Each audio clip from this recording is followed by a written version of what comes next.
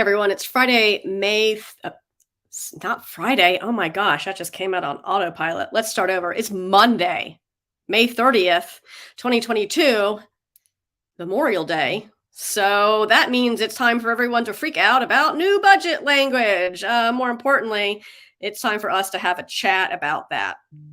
Uh, Look, my phone is going to just blow up throughout this entire live, and I'm going to do my best to tell you what this language means, why it matters, what legislators are thinking about it,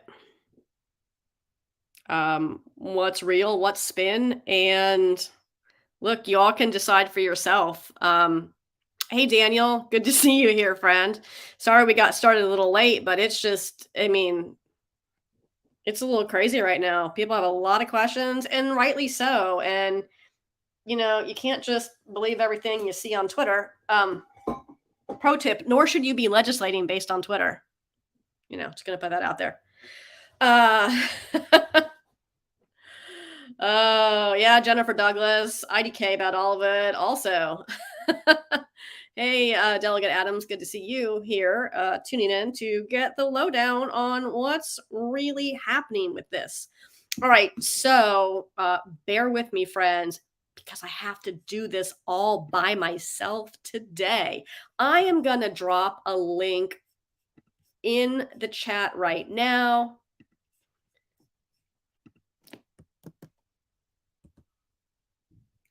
All right, so there is the link to the budget language itself.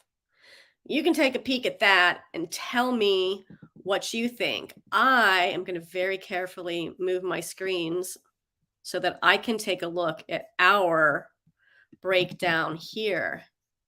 Hey, Kwame. Hey, Ryan. Good to see you both here. We're getting ready to do the budget language breakdown. So if you've been following along here on our weekly lives for the past 2 weeks, you have heard about this. We've been telling you what the language says because we've seen advanced copies of this language. Hey, Ronson. Hey, Katie. Good to see you both. So yeah, I get it. Super frustrating for folks, particularly in the media, who wanted to see this before anyone else. I think a lot of people probably wanted to, but this was largely done in secret. We weren't invited to those secret meetings, but people sure did provide us what came out of it. So fortunately for you all, and I think for Virginia as a whole, this final language is much, much, much different, much more improved than what they were originally considering. Now, I'm not saying you should just be grateful and choke it down because it's better than how bad it could be. But I am saying that there are a lot of really critical improvements, particularly to criminal code, that we provided language for that ultimately were included. And so I think what everyone has to decide for themselves is, which is more important? These improvements that do things like take out the potential for 3 class 6 felonies, the clarification about personal possession at home versus a new proposed misdemeanor escalating penalties for possession in public of over 4 ounces. So the recriminalization narrative is strong on this one. Right. And so that part's bad, recriminalization, bad. But also maintaining some felonies in code that don't need to be there, really, really bad. So it's very much a damned if you do, damned if you don't. And, I think one of the biggest issues with passing this is that you're going to have a lot of legislators in the 23 session who are like, oh, we don't need to do anything else. We just passed this. We just passed this bill. Everything's fine. I'm not going to buy in to this whole narrative about a long con where, we're going to get Republicans to get used to cannabis regulation with this, with these half-assed hemp regulations. I don't know what legislator in their right mind would be buying into that nonsense when we have been regulating cannabis in the Commonwealth for years now. You need to get used to it. Just pay attention. We already do that here. This isn't going to help ease naysayers into the legal adult use sales pool. It's absurd.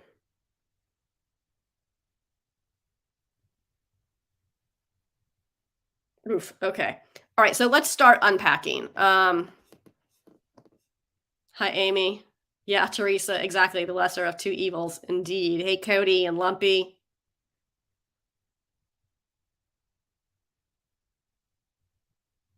Hey, Fonz. I am going to put this up here. This is a great thing to talk about. So Fonz points out that 4 ounces is a lot of cannabis. And you're right, Fonz, it is, if it's in flower form. Now, where did they come up with 4 ounces for the limit that they ought to be able to, the people that they, can't possess more than 4 ounces in public? Where do they come up with that? I don't know. It's a number they made up. My gut instinct wants it to be that 4 ounces is the 30-day supply of botanical cannabis, which is a different definition and code than marijuana. That you can, if you're a medical patient, you can purchase up to 4 ounces of botanical cannabis every 30 days. So my suspicion is that's what they use to pick the number for marijuana, because that's what it is in code for this section. But I don't know. But because the Cannabis Control Authority has not yet been able to promulgate regulations which define the equivalent possession limit for non-flower products. So 4 ounces of marijuana literally means everything right now. 4 ounces of a brownie, 4 ounces of concentrate, 4 ounces of flour, they're all the same. And you could very, very quickly be guilty of violating that or run afoul of violating this proposed misdemeanor penalty with 4 ounces of an edible product, which is markedly different than 4 ounces of flour. Exactly. Daniel gets it right there. 4 ounces of gummy would be, would count just like 4 ounces of flour. All right, so let's, you guys are just right off the bat, great questions. All right, so we're going to go through this right now and just talk about some of the proposals in the, I'm literally going to go line by line. I'm not going to read it all to you and check out these highlights. Okay, so if you're playing along with the home version, you're going to see that the first part talks about regulations, and the board is authorized to adopt regulations. Well, this isn't the Cannabis Control Authority. This is for VDACs. I don't know when they're going to adopt these regulations, but at some point, apparently, the board is going to adopt regulations regarding products that contain industrial hemp extract or food that contains industrial hemp extract. You're going to put any limits on it. They're going to say that you can't sell it to people under 21. If it contains any product that contains any THC, you can't, aside from the medical program, this is a different section of code, can't sell it to people under 21. It's got to be labeled to say how much is in an individual serving, how much is in the total package. It's really what's at the first part. All right, then we jump quickly into the criminal penalties part. Let's get on the criminal penalties part. So this is 4.1-1100, and this is the personal possession section of code. personal possession for marijuana, 4.1-1100. This is not possession with intent to distribute. That is an entirely different section of code. It's 18.2. It's over there, not in 4.1. Possession with intent to distribute is illegal today. It's not tied to personal possession. Personal possession, it means for personal use. If they think you're selling, that's different, and that's over in PWID code. So here's where we get some really, really good language and also some really terrible language. And gosh, seems like we could have avoided all that if we just had a more open process, the way we typically work legislation with policy experts, but whatever. Okay, what I do like about this, and we're in section C, is that it says, with the exception of possession by a person in his residence. It's really important because right now code doesn't say that. Could you be guilty of possessing too much cannabis for personal use in your home right now? Absolutely. Because it's not cleaned up in code. We wanted to clean it up. That bill didn't get passed. And so that is good. So if you had more than 4 ounces at home for personal use, it would be okay. But if you had more than 4 ounces, not more than a pound, or an equivalent amount, the board hasn't promulgated those amounts, so those amounts aren't going to be in effect the day that the governor signs the budget.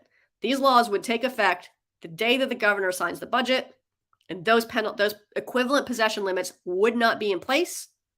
And because of that, you could very easily get to 4 ounces if you had a heavy marijuana product. That's what it is in code.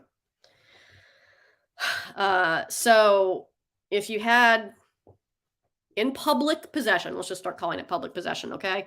Public possession of over 1 ounce and up to 4 ounces, going to be a $25 civil penalty. But over 4 ounces and up to, but not more than a pound, the first offense would be a class 3 misdemeanor, which is a permanent record, class 3 misdemeanor.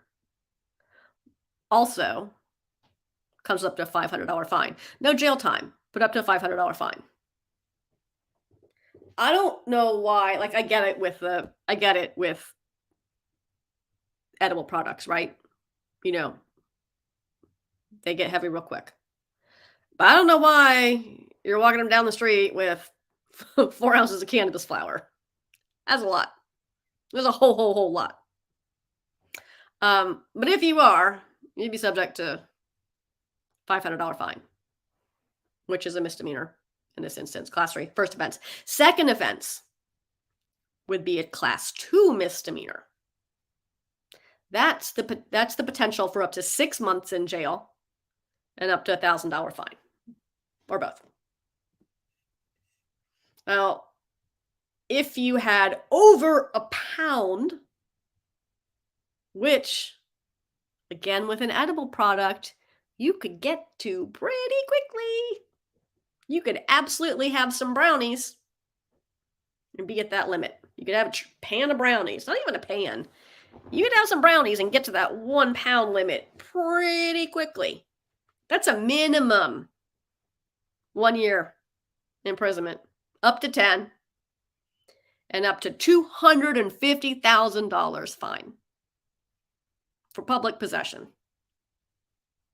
That's in code right now, that felony. Let's compare these to what possession with intent to distribute means. There's public possession means you just have it on you. You're not trying to sell it. You have it on you and you're trying to sell it wherever you are, in private or in public. That's possession with intent to distribute. So if you had over 1 ounce and you were trying to sell it, that's class 1 misdemeanor, which is up to 12 months in jail and $2,500 fine. If you had over an ounce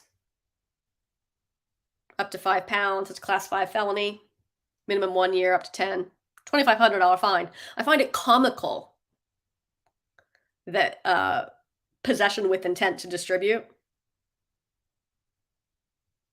has a lower penalty than public possession. The fine for public possession, they're both felonies, and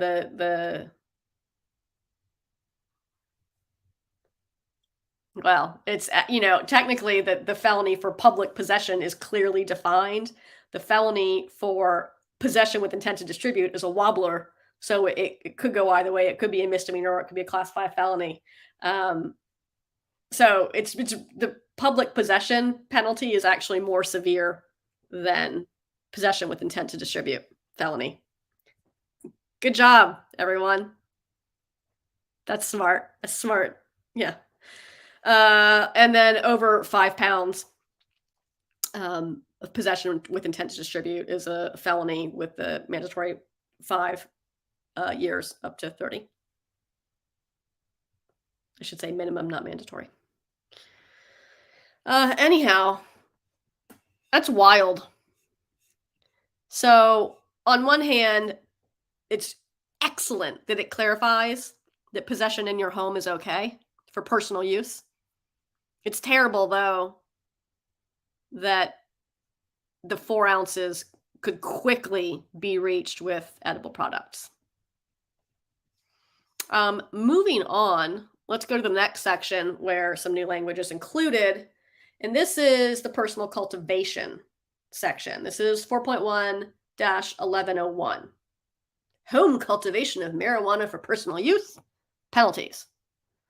Now, the way it's currently drafted, there are no specified penalties for failing to do things like make sure your plant's not visible from a public way, prevent unauthorized access by those under 21, and tagging your plant. Boy, we've talked about that one a lot.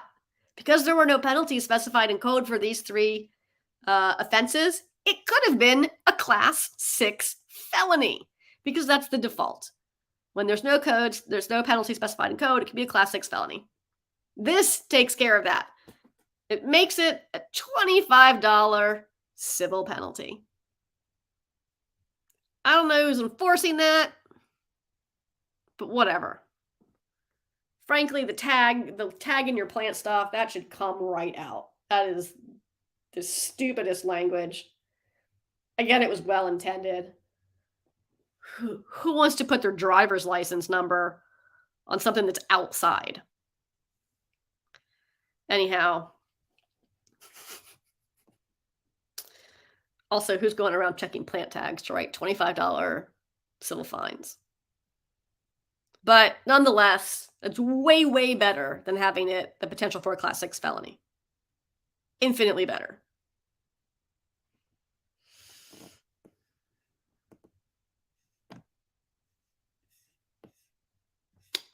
It does. Let me just scroll through this real quick. I think it just moved this language up. I don't think it really changes it.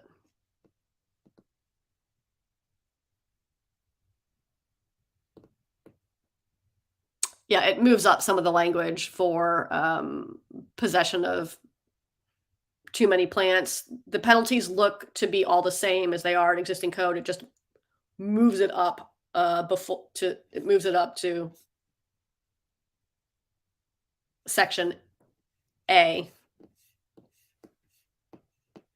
instead of having it be in section D.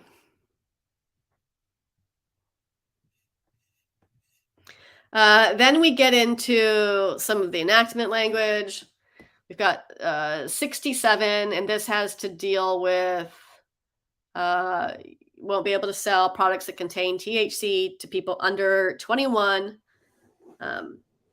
Doesn't apply to that wouldn't apply to medical products, medical cannabis products. Again, those are not. Those have their own section of code. They're called something else, and it wouldn't apply to things that are FDA regulated, like Marinol. And we've got section Enactment 68. And this has to do with the proposed regulations, kind of a generous term, for any product intended for human consumption, orally or by inhalation, that contains THC. So you want to make a product, I'm just going to call out the loopholes for any legislators that are watching.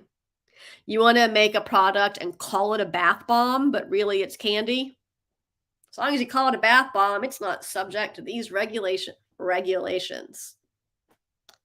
Anyhow, these products would have to be in child-resistant packaging. They would have to be labeled in English. That the substance contains THC, how much it contains per single serving, how much it contains per single serving in percentage and milligrams. That's not really properly drafted. Total percentage and milligrams, like on an edible product, no one cares about the percent.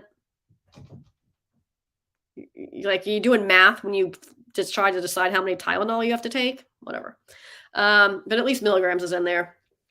And then it would also have to be accompanied by a certificate of analysis produced by an independent laboratory that is accredited ISO 17025. This is a standard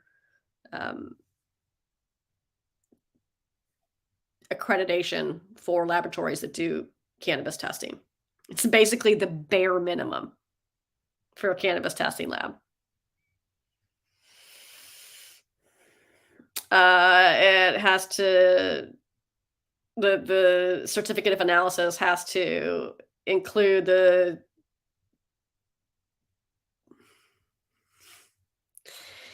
THC concentration of the substance or the THC concentration of the batch from which the substance originates. Okay. Oh, then we get into Enactment 69, which has the ever important restriction on selling something that contains THC that's in the shape of a human, an animal, a vehicle, or a fruit. Can't see inside the package, but right, just don't make them in those shapes. This is already prohibited in the medical program, by the way, for those of you trying to keep score. Doesn't say that the packaging may not be appealing to children. Doesn't say anything about that, so could still have packaging that's appealing to children. But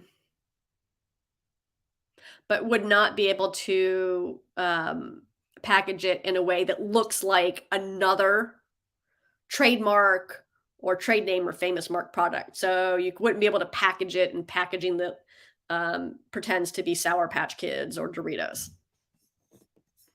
Right.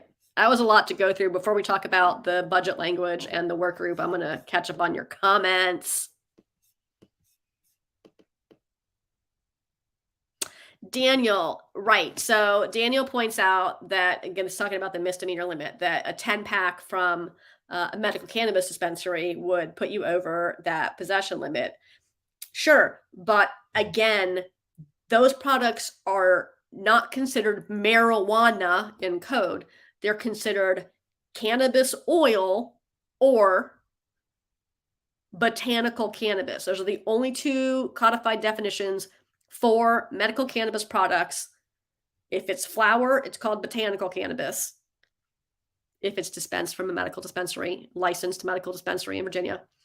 And then if it's not flower, then it's called cannabis oil in code.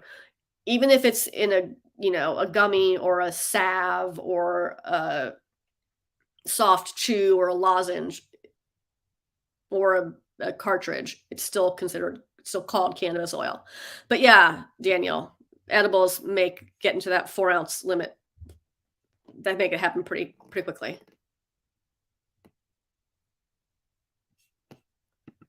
The intent of the law is flower. The lab would not have to do anything, Fonz. That is not how the code is written. The lab would have to do no such thing. Edible products are considered marijuana in code right now. There's no language saying that you have to pull out some amount of THC and produce an equivalency until the regulations that define those equivalency amounts are met.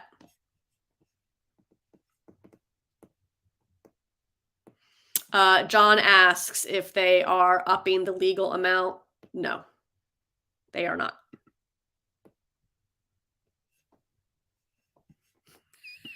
I'm just going to leave that right there for a minute.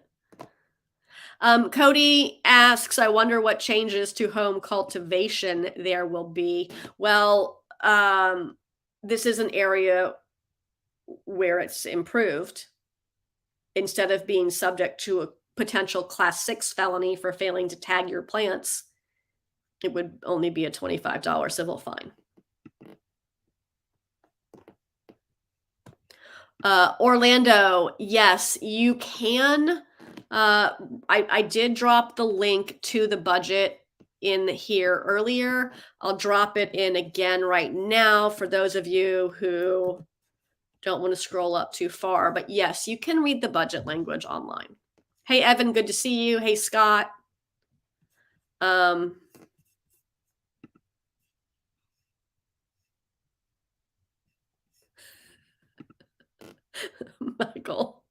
Michael asks, do you get to keep it after you get fined, or do they take it?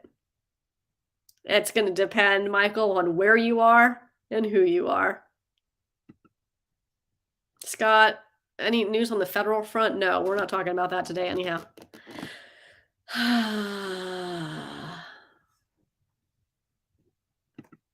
Thank you, Teresa, for noting the ridiculous disparity in fines for personal possession, public possession, sorry. It would be now called public possession versus possession with intent to distribute. That seems like an oversight. Ellie, good to see you. You're welcome. Evan, it doesn't specify if the certificate of authenticity can be a QR code or not. It doesn't specify that. But states love to waste paper when it comes to cannabis products.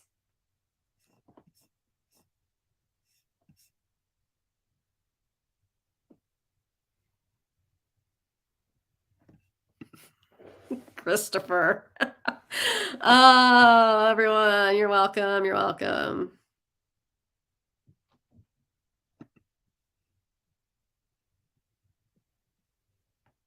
Thanks, Kwame. Mike asks, what is intent to distribute? To give away or sell or both? Yeah. It really means there are different, it means both.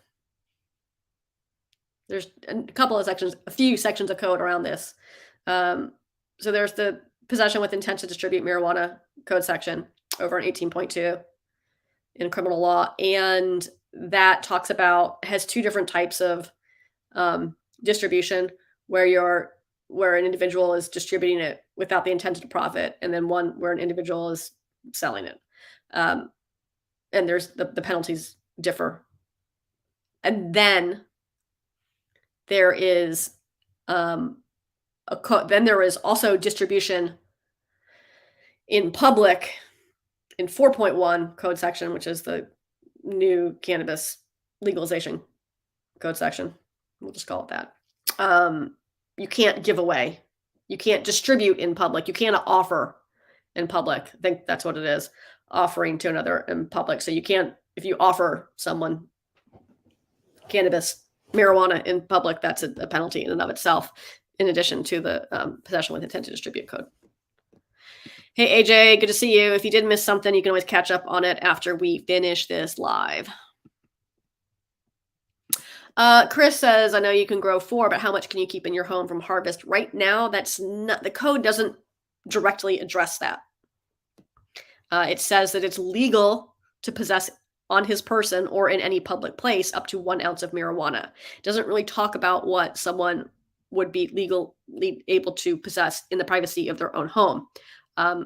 One of the good parts of the budget language is that it does clarify that you can possess at home for personal use without penalty. It uses language to say, I'm going to read it to you specifically. With the exception of possession by a person in his residence. So it makes clear that these possession penalties are for possession in public, which again is separate than possession with intent to distribute. Oh, hey, Adarsh, good to see you. I haven't seen you in a minute. Hope everything's well, friend. Okay, there's so many comments scrolling so quickly. Phil wants to know, yeah, the penalties for plants don't change. They just move up into Section A. They're currently in Section D of this of 4.1-1101. They just move up to where they are. The fines are the same. Possession of more than 4, but not more than 10 would be a $250 civil penalty for the first offense, a Class 3 misdemeanor for a second offense, and a Class 2 misdemeanor for third and subsequent offenses. And I'll remind you, Phil, and everyone else, that this, again, would mean for plants that someone's cultivating for personal use. If you're cultivating for distribution, that's manufacturing, and those are different code sections. So, folks, if you're reading this to see, like, oh, how many plants can I get away with growing because I want to distribute it, that's manufacturing, and that's something else. This is about cultivating for personal use.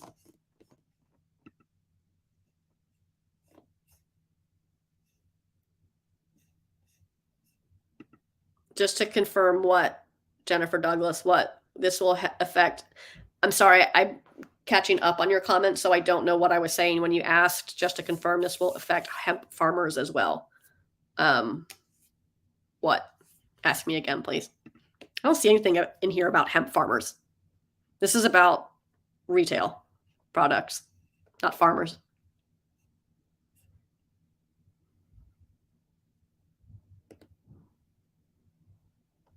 Evan, I'm going to put your quote up here, your comment up here, because Evan remarks that also in a year we should be rolling out regulations and application for adult sales. I don't know how we're doing that in a year. Virginians did not elect a House of Representatives that will pass a cannabis licensing bill. Full stop. Y'all didn't. So we'll try again in the next legislative session in 2023 to pass a licensing bill. But there is not one single committee in the House of Delegates today that will advance a cannabis licensing bill. Not one. Not one.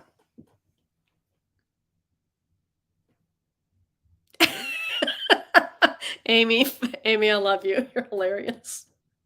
I have plenty of anxiety. This is just doing it all on the fly and at home and on a holiday, because seems like a good time.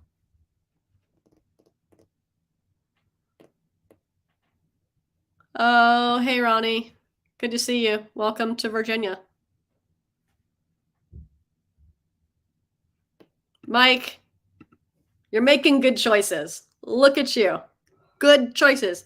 Be like Mike. If you want to share, as is allowed for adults 21 and older, do it at home and without remuneration or reciprocal transaction.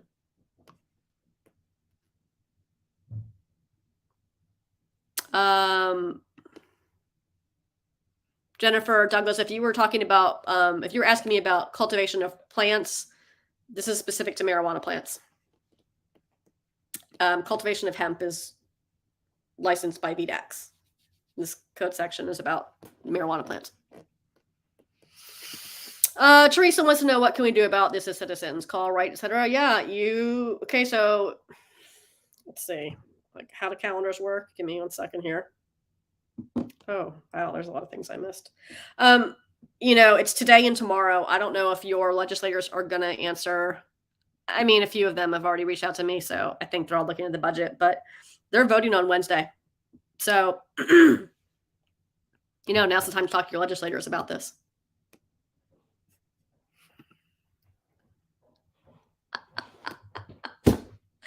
Oh, my dude, Henry, you got jokes.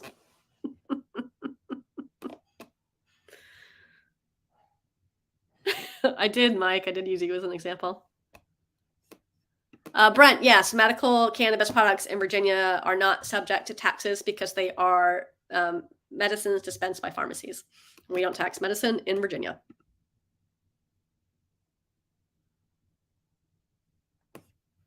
Kathleen, when I use the word marijuana, it's because it's literally what's in code in Virginia. I also use the word cannabis, and there is language in code that says they can be used interchangeably. But when I say marijuana, I'm literally reading what is in code. There's a reason why I'm using that word. Number one, it's what most people know. But when I'm talking about code, I'm going to use what the code says. So in this instance, I am literally talking about what the code says. For example, attach to each marijuana plant a legible tag. For possession of more than 49, but not more than 100 marijuana plants, right? So that's what's still in code.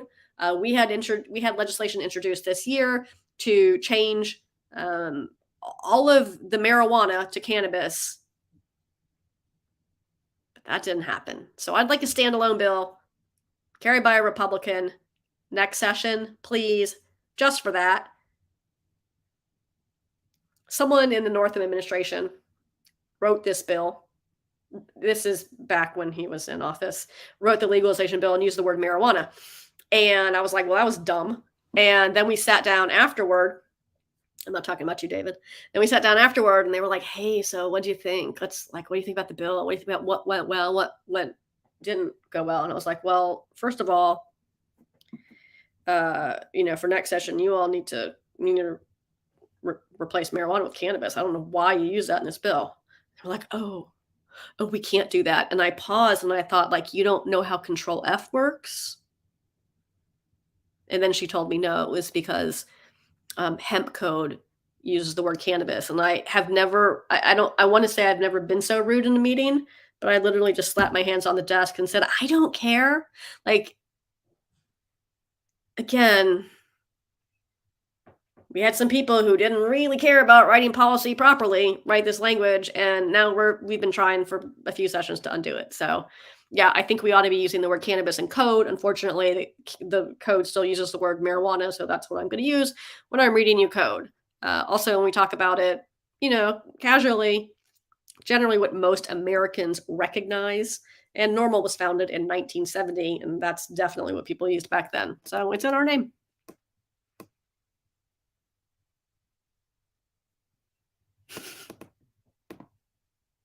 Hey, Cody. Yeah, they absolutely do need to increase medical cannabis dispensaries. I'm glad you brought this up, Cody, because right now, Board of Pharmacy is the regulator for medical cannabis in Virginia. And in 2023, the Cannabis Control Authority is supposed to take over the medical cannabis program. If you were to look at the budget amendments, thank you for the segue and the rolling me back in. If you were to look at the budget amendments, there are two $700,000 line items for VDACs for industrial hemp. There are $0 for the Cannabis Control Authority. So the Cannabis Control Authority, by existing statute right now, it's already law, must absorb the medical program by 2023. The legislature has done nothing to fund them to take over the program.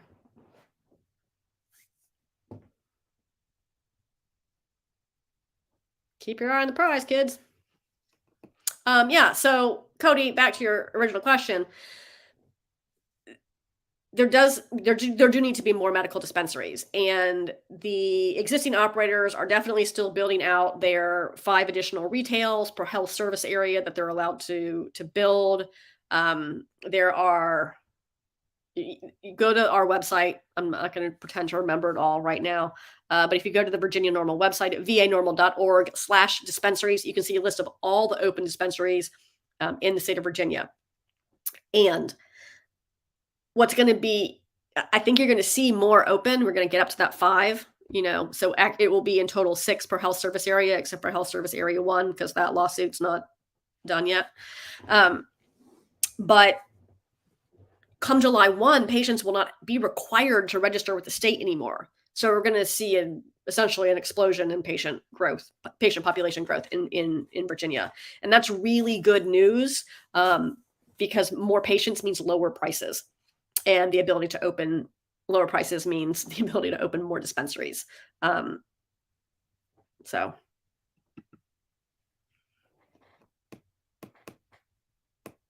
Oh, Kathleen, yes, I meant to click on Evan's question, but since you did, hey, I'd love for you to reach out to NORML Canada. And if you need help doing that, Kathleen, just shoot us an email at chapters@norml.org, and Cassidy or I will forward that on to our NORML Canada chapter. You can also find their information on the NORML website. Just click on the chapters tab. But generally, yes, is the answer to that. Evan wants to know if Cannabis Control Authority will write adult use laws too. Regulations, well, that was the plan. But again, CCA has not been provided the necessary funding at this point in time. We have to. Oh, great question, Jennifer. They get funding through the budget or through legislation. But that doesn't appear to be what this administration is prioritizing. The Cannabis Control Authority to, which is supposed to be the regulator of the medical cannabis program for, at this point, it's serving over 50,000 patients, and it's going to rapidly increase come July 1. Thank you, Ben or Cassidy, whoever is watching and dropping in links to the dispensaries. I really appreciate it.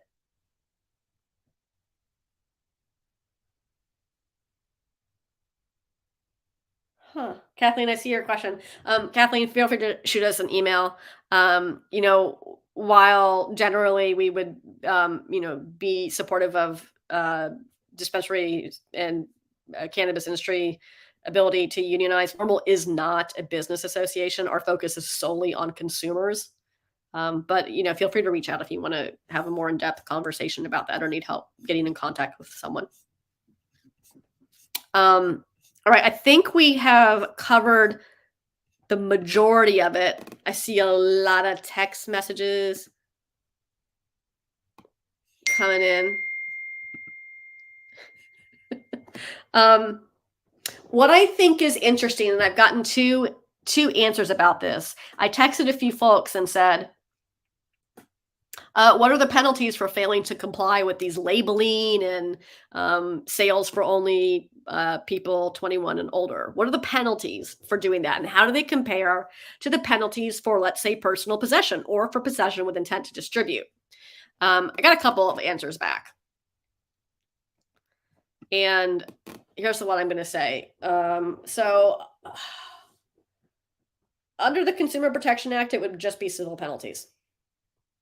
It's not entirely clear how VDACs would treat violations of their regulations. So it doesn't seem like these proposed restrictions, which we're going to call, I'm sure you'll hear, I guess to some degree it is like in the interest of consumer safety, or at least consumer information, but it's pretty weak.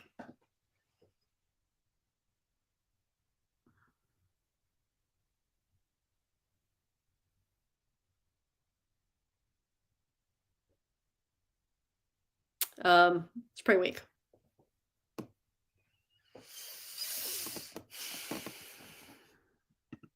Oh, whoops. I want to give you all a link to the budget language for, pop in here real quick and, oh, it got emailed to me. Darn it. All right, let's see if I can copy it off my phone and paste it to you. I'm going to send you all the link to the budget language, which is in a separate, the enforcement money copy link. Okay, can I do it here?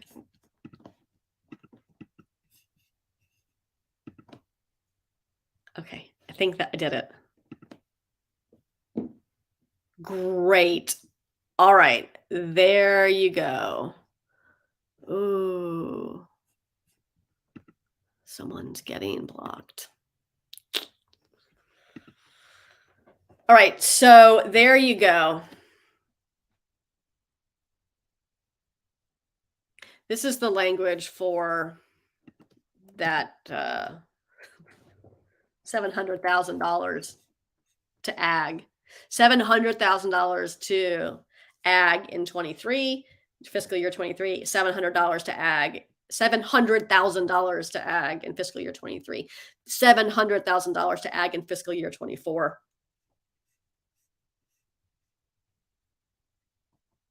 From the general fund. Provided for investigation and enforcement of activities related to hemp product violations at food product establishments regulated by the department. So, wow, that's about as weak as it gets. That's a lot of money, and it would only authorize VDACs to provide enforcement, which, I guess it's true because that's really all they're authorized to oversight for anyhow, is for an establishment that sells food. So those vape stores, right, that don't sell food, we'll just call it that for lack of a better term. If it's not then they're not regulated. There would be no enforcement for that. Other than potentially through local law enforcement or maybe the Office of Consumer Protections at the Office of the Attorney General if there was a failure to meet labeling requirements. So all in all, I think this is written in a way to be like, oh, hey, there's really important things in here. Like, there's like some shiny things in there. Like, ooh, we fixed the class 6 felonies. Ooh, we clarified that personal possession at home bit. Like, those are really enticing. But also, it has all this like half-assed regulatory language, and it's really half-assed, let's be honest. That if they pass it, it's going to let the administration give themselves a big old pat on the back for doing something. It's got that stupid shapes language, which is really irrelevant. It's all about the exterior packaging. Got the counterfeit trademark packaging restrictions, and that's good. But where's the enforcement really on this? I was gonna put that up there, Evan, without comment, because you're not wrong. Yeah, so it's kind of a mixed bag. Like, I get it. There's some really important stuff in here that could do really helpful. And there's some stuff that is dangerous, like the undefined marijuana products and 4 ounces. That's dangerous. And I'm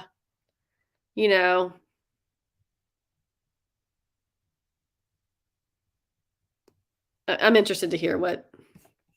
Look, go peddle your shitty fake weed somewhere else, clowns. That was for the comments, not for people that are watching, but also, do I think marijuana will ever be federally legal in our time? Yes, I do. I think the end of federal prohibition will happen, and states will be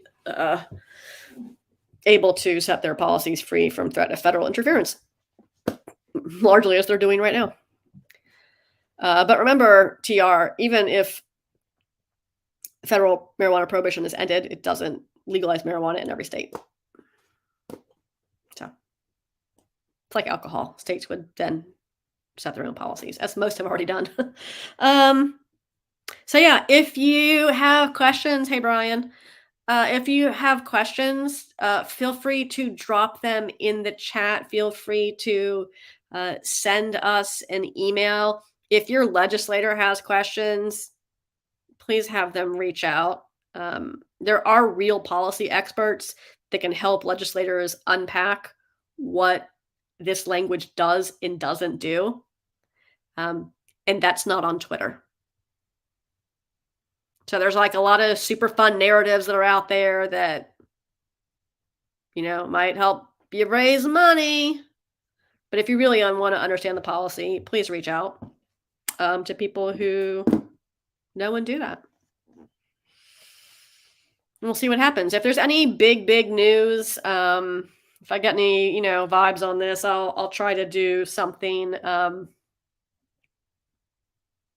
maybe later tomorrow, but tomorrow's a travel day for a lot of NORML staff because we have a legal seminar coming up. We'll do some lives from that. But hey, everyone, stay tuned. Be in touch with your lawmakers. Let them know what you think about this. And the vote is on the 1st. Hey, let's see this question right here.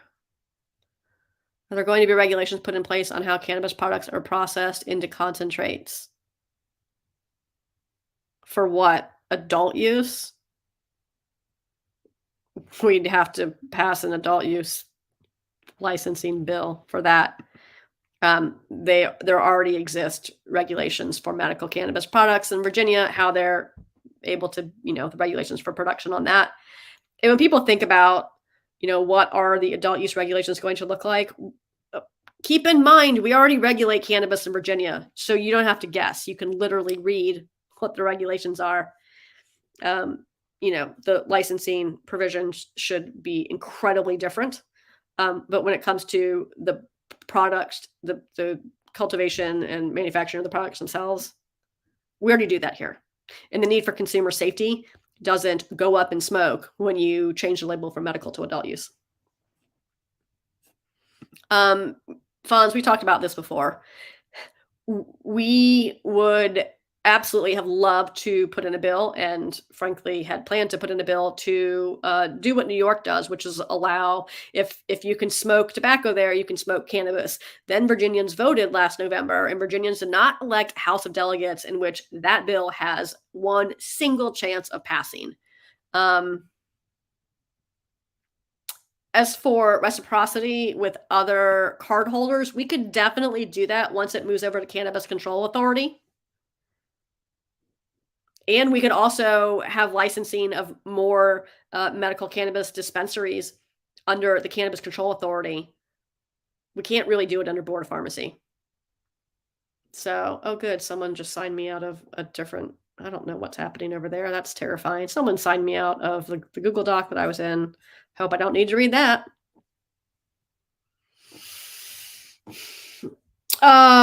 Thomas wants to know, how does the vote work and everything. I believe that portions can be rejected, but I think it's the amendment itself, not portions of the amendment.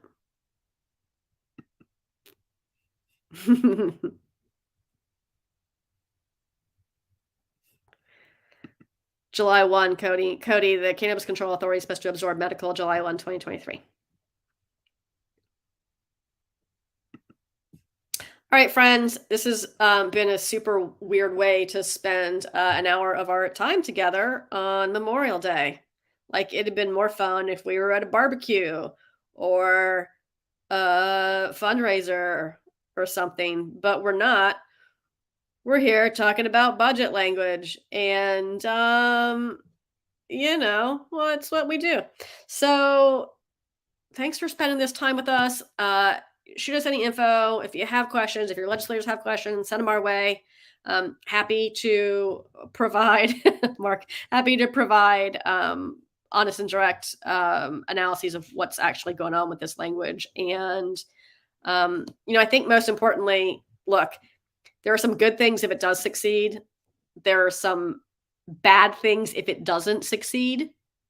There are some bad things if it does succeed. There's good and bad in both. If it does succeed, it cannot be, your legislators cannot, in all earnestness, they cannot believe when they come back in 2023 that they don't have to do anything, that, well, we did it in the budget. If this passes, your legislators have to understand this is just a tiny little tiny little like temporary solution is probably too big of a word for this. This is this is a band-aid. This is a band-aid, if anything, friends. No one can rest on their laurels, nor should they, if this passes and makes its way into law through the budget. We have to come back in 23 and have bills to really address the holes in code. So, above all else, make sure your legislator knows that, whether it passes or not. We have to address these issues in 2023. Hey Brian, good to see you. All right, friends, have have a great Monday off. If you have the day off, enjoy the rest of the holiday. If you're able to spend some time relaxing, that'd be neat. I'll be in touch as this moves forward. Thanks, everyone.